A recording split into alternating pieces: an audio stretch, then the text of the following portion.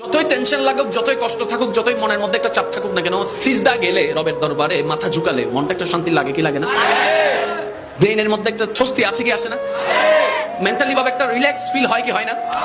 আপনি শুনলে অবাক হয়ে যাবেন, সিজদার যে পজিশনটা, অর্থাৎ যে স্টাইলে আমরা রবের দরবারে ঝুঁকি, সুবহান রাব্বিয়াল আলা বলে আপনি আমি আমরা যে পজিশনে থেকে রবের প্রশংসা করি, ওটা এমন একটা পজিশন যখন কপালটা মাটিতে, নাকটা মাটিতে, হাতটা মাটিতে। এবার বিজ্ঞান বলছে মানুষের ডিপ্রেশন কখন হয়, দুশ্চিন্তা কখন হয়?